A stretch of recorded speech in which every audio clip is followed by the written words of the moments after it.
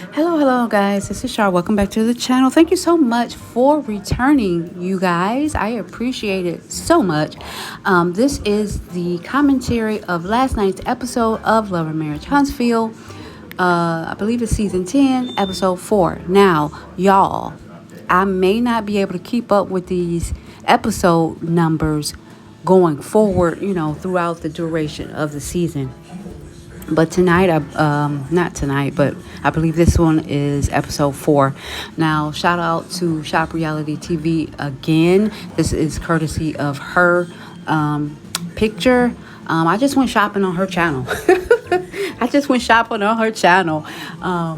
So this is her picture. So shout out to her. And once again, go visit her channel. Subscribe to her channel as well. Jump right into the episode now. I guess because it's summertime, everybody's coming over your home and coming by and calling you and this and that, stopping by, people knocking on lawn services, knocking on your door. So I have a lot going on, just as you guys do. So I don't always pay attention to the complete and total whole episode the whole time, like how I used to or whatever, especially when it used to come out in the winter months. It's summer, so it's a lot of stuff going on. But so forgive me if I leave something out or if things are out of order.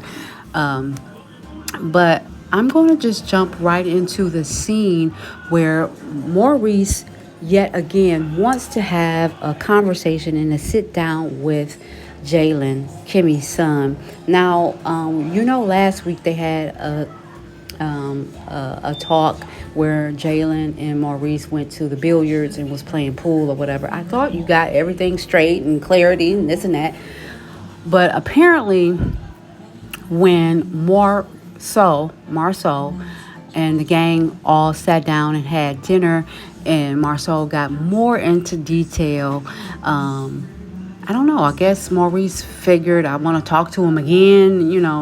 I guess Maurice gave him more details, and maybe Marceau told him some things that Jalen, I guess, didn't tell him at the billiards, but at the pool game. But I don't know. Anyway, he met him again, and Marceau came along. And good that Marceau is coming along because he's the buffer. He's the person that translates between the two of them when they kind of don't understand what each other is saying. So he kind of puts it into a language where both of them can comprehend what the other is saying, which is cool. But it was lighthearted. However, Maurice is just such, like he said, a dictator. He likes to just continuously preach. And side note, I do believe that deep down, I feel like Maurice is trying to do him a favor by just trying to train him up. You know what I mean? For lack of a better way of saying it, just trying to train him up to be productive and hardworking, self-sufficient man's man. You know what I mean? So I do believe his intentions is his intentions as well. But I don't know, he goes overkill with the dictatorship and the guidance and the training. If you remember last week when Jalen was talking about it, his memories of Maurice is helping him fix a tire, helping him fix and replace a toilet and some other mess that he said. Just all work. You know what I mean? Just all work stuff. And so when Maurice and the gang was at the dinner table, Marceau and the gang was at the dinner table, Marceau told him, hey, because Maurice said that our dad was like that. Our dad did it to us. And Marceau had to tell him, no, our dad did it, but our dad also had a relationship with us. He had a rapport with us. He talked to us and took us places, did stuff. Well, he didn't say those words, but when he said that dad had a relationship with us, that's what he means. Like his dad just wasn't a dictator telling them to do shit all day. That he actually kept a balance and, was communicating with them and spending time with them, even if it was a little time. You know what I mean? So, and Maurice is just constantly backtracking and constantly saying, but, basically justifying how he has treated Jalen, despite the fact that Jalen said that I felt like he was a dictator, and basically thought of him as just the homie. You know what I mean? So I believe Marceau put him in his place the way that only Marceau can do. He's only going to listen to Marceau, which I guess that's what prompted Maurice to want to talk to Jalen yet again. They got some clarity out again, and it seemed to end on a good high note because Jalen did make a joke saying that they were all good and that could he have a Lambo. And of course, Maurice said no because his shit ain't even paid for yet. so, so that was good. He also revealed at the table that he did accept the position for the tech job in Colorado, and that at the end of the month, I'm not sure what month that was. I was getting ready to say August, but I forgot this was taped back in the winter months for them, so I'm not sure what month that was. But yeah, he took that job in Colorado. So going forward, I guess next season, if the show comes back, y'all know the ratings are extremely low, so they may not get picked up again. But if they do, more than likely you probably won't see Jalen anymore. And I think it's a good thing for Jalen to kind of get out and explore life on his own outside of Huntsville, and definitely outside of being around Maurice. Now, on to Skeletor and Ken Lily. She's preparing for her birthday party, 38. She's turning, and it's a cowboy theme. They do a photo shoot. She wants Ken Lee in the pictures with her, and so that's what it is. He's in the pictures with her, and those are the photos she used throughout the party. So yeah. Then the girls, I believe they show a scene where the girls are all back at dinner or whatever, having drinks, and Miss Nell continuously not goes in, but she tries to get across to Tisha and Kimmy that you guys are not transparent. And because Kimmy is now becoming the Tisha of the show, and unfortunately looking dumber than Tisha ever did, because Tisha is a dingbat and kind of like a Chrissy Snow, meaning she's just a dingbat. And it's kind of fits her personality, and that's what it is. However, Kimmy is the flip side of that. Kimmy seems very astute, philosophical, and very politically correct and business oriented. And, when she speaks, she has these really politically correct reads, and she just seems very prim and proper when she wants to be. So, Chrissy Snow and being a dingbat just doesn't fit her. You know what I mean? And it makes her look dumber than Tisha. You know what I mean? It just does. You know what I mean? If you know what I'm saying, you may not, and that's okay.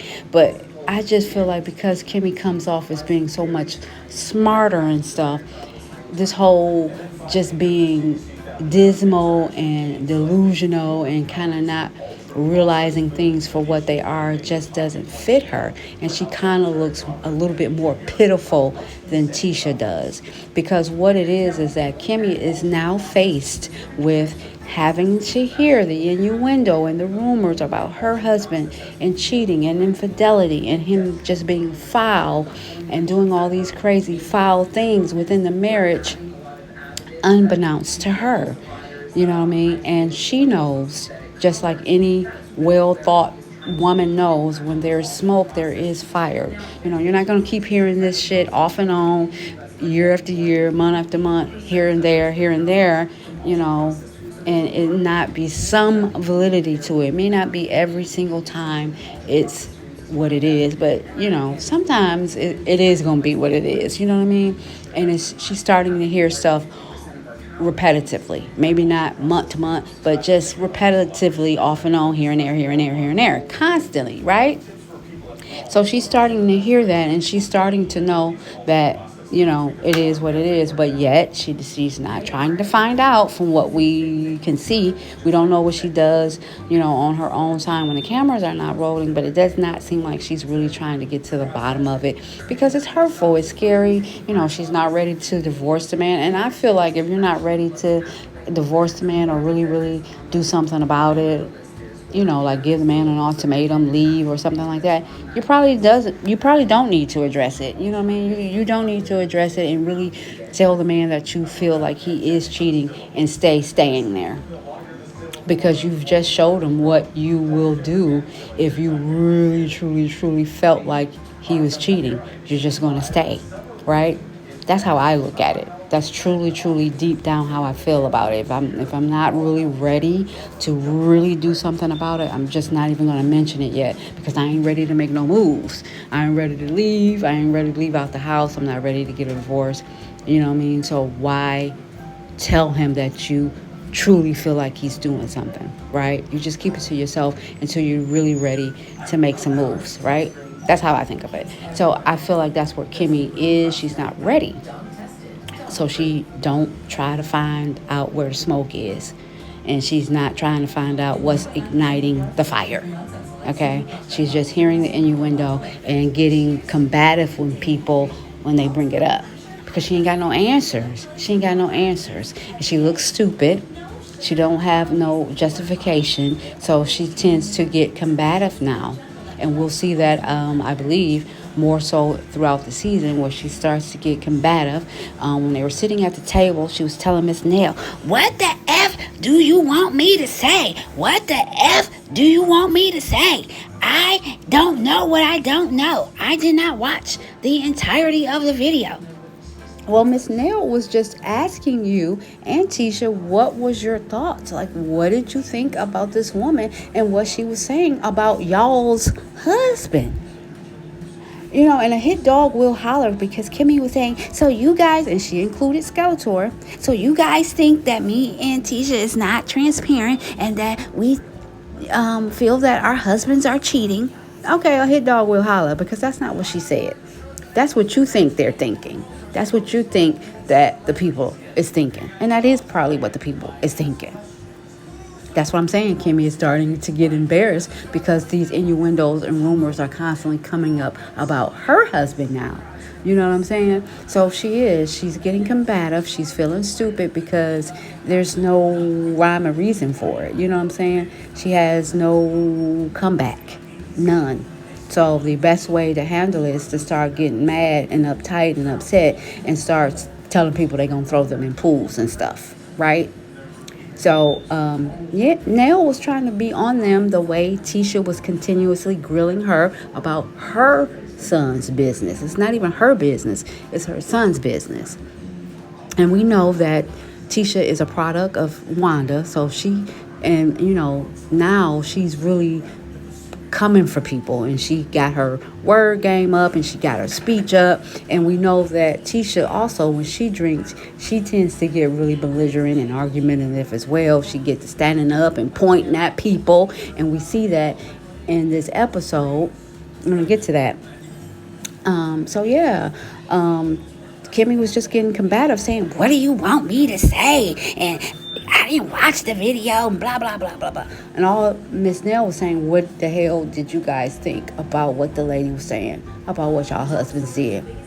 Regardless if you watched the video or not, you heard about it. And you said you watched some of it, so you can comment on what you actually heard.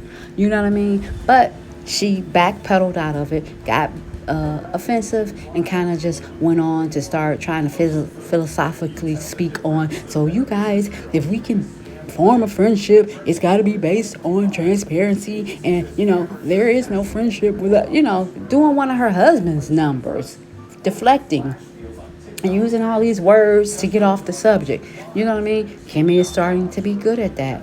So the bottom line is that Miss Nell was like, well, Fletcher said that, y'all husbands sign NDAs and this and that.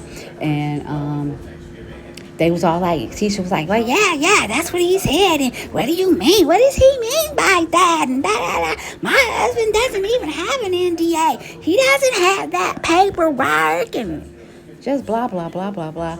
And somehow it came up that, Fletcher's here. You guys can ask him. So they looked at each other and was like, yeah, let's go ask him.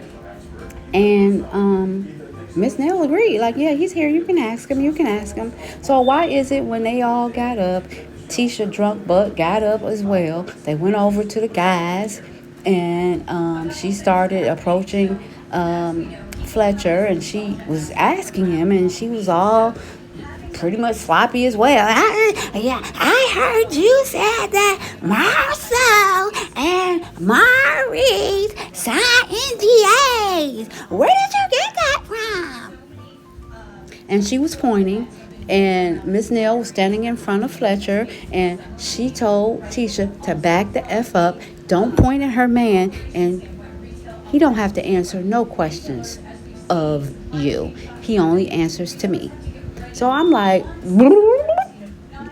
Miss Nell, you just told the woman that they can get up and ask Fletch he's here. And now when she gets up and asks Fletch, you saying she ain't got to answer? I mean, he ain't got to answer to nobody but you? Huh? I thought you just said it was okay for her to ask him.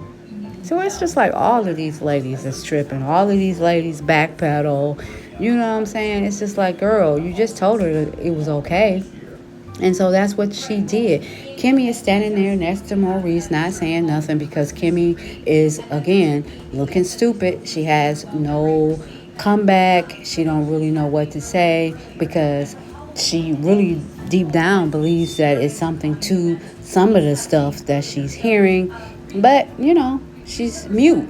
And that's the best thing for her, because she don't really got no comeback. She don't know what to say. She's just over there looking stupid. She folded her hand. She feels stupid. She stood next to Maurice, folded her hands, and just was listening to Tisha go when she was talking to Fletcher and Miss Nell. So Miss Nell basically shut it down and said, don't talk to him. He only answers to me. Her husband, Marceau, stepped out and basically whispered in Tisha's ear and was like, we already had a conversation. And that is what Fletch also said. I already spoke to your husband about it. We talked about it. And Marceau tipped in Tisha's ear and was like, we already talked about it. And she was like, well, what did he say? And he was like, I'll tell you later. I'll tell you when we get home. And she was like, oh, okay. So, he basically shut it down. And Marceau goes into his confessional and basically said Tisha always does this. She always, gets in front of these men and acts as though these men are her husband, telling them to stand up and come here and front and center and things like that. And, again, not supporting her really. Even if you feel like it was a bad thing, you could have just told her at home. You don't have to get on the confessional and let the whole world know that you are completely and totally in disagreement with what your wife does. You know what I'm saying? Even if you want to do it on the show, you could just do it at home when it's just you and her. Like, you know what I mean? You was wrong. You shouldn't have went in front of that man or whatever. You know what I mean? But it's just like always just no support for the poor girl. Tisha and Kimmy got the worst fucking husbands on the planet. I do not care. They have the worst husbands, y'all. Ick. These two, them Scots, ew. Just the worst, just the complete worst. And Kimmy, we also find out that you knew and you were completely and totally aware of Maurice treating Jalen away, treating him like a workhorse, treating Monster like the golden child. You've seconded the motion from what Marceau has said, that, Jalen said that Monster was the golden child, and you was like, yep. It's like, girl, if you see the mofo getting up during in the house and constantly asking Jalen to do stuff, housework or whatever, you get up and do it. Intercept. If you can't get the man to come around yet, intercept and be like, well, you know what, I'll do it. I'll help you fix the toilet or whatever. Oh, even though, Maurice probably wouldn't have stood for it, but I'm just saying, you go and help. Intercept. Don't just let him keep asking your son, and asking your son, and not really, getting his own son. And then Maurice, I remember him mentioning at the dinner table with him and Marceau and Jalen, The golden child, Jalen considers Monster the golden child. You talk about the golden child that doesn't even have a car. So you got 3, 4 cars. He's probably driving one of yours. So what? Of course, he probably wasn't driving your Lambo, and you probably didn't let him drive your G-Wagon, but you probably let him drive that old Range Rover y'all had. It's a little bit of an older one, or whatever. Him and Mel or whatever, they both had white Range Rovers at one point. You probably was letting them drive that. So yeah, miss me with that. Oh God, I'm exhausted. I'm really, really exhausted. They have the party. Skeletor's theme is cowboy, cowgirl, or whatever. It's fitting, the summer of Beyonce's Cowboy Carter. She's turning 38. There was actually a Pow Pow called a 38 special years ago. My father owned one. That's how I know. Kimmy, for her to have been originally from Baltimore, she's so dry and bland and blank. If you notice, for those of you who are actually watching the episode, when Skeletor and Kenley Lee came into the party, get a glimpse at how Kimmy was looking when Skeletor walked up with her outfit on. Now, yes, Skeletor looked like she was in a costume for Dancing with the Stars, cowboy edition or something like that. But, I guess she wanted to spiff it up or whatever. I really wish she would have had on what she had on in the picture, but, whatever. So, but Kimmy is just looking her up and down and looking just so awkward and looking all stupid, like she's out of place, or like Skeletor has something on that she shouldn't, but yet this is the same girl that was dropping it like it was hot, a while back, and bending it over. It's like, Kimmy, stop. You are looking so dumb. But anyway, yeah, peep that, where she looks at Skeletor up and down and just looking awkward or whatever. It's like, Kimmy, I don't know what's going on with her. But anyway, she didn't understand. Like, she was like, why did you want to have a cowboy theme? Is that your favorite thing? And she was like, well, yeah, cowboy, 38 special. I'm turning 38. And she was like, oh. It's like, Kimmy, you half of 100. You don't remember the gun. Excuse me. I don't want to get copyright, but struck. But you don't remember the pow called 38 special. Anyway. So, yeah, they were at the party, and like I said, Tisha went over to Fletch. I don't know. He seemed like he backpedals a lot. He backpedals. It's clear that Melody Cherie has put it in her paperwork after she departed from the show that they cannot mention her, do not show, as Coleslaw say, don't show my likeness. They can't show her likeness. They can't show any pictures of her, any clips. They can't say her name.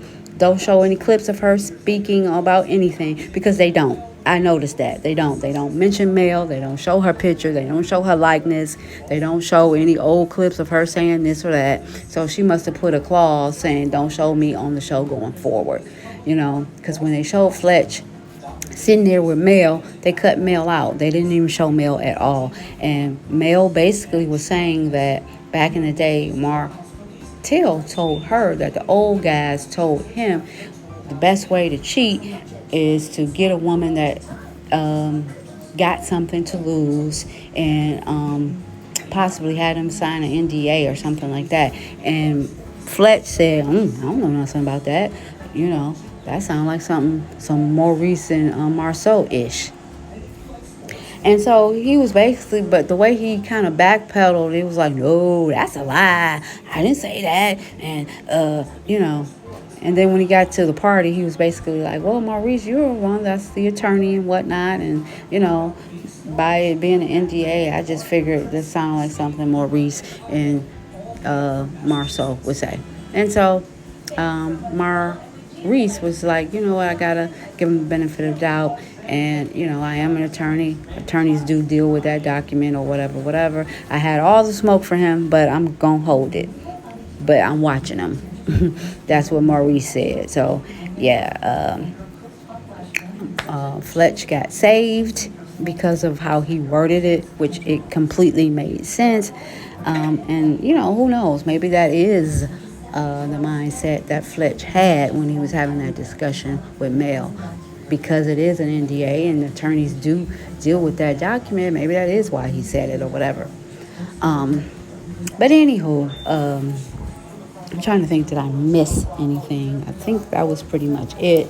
I didn't see Desperate Destiny at the party. Doesn't mean she wasn't there. She didn't have any speaking moments in the episode, so maybe that's why they cut her out.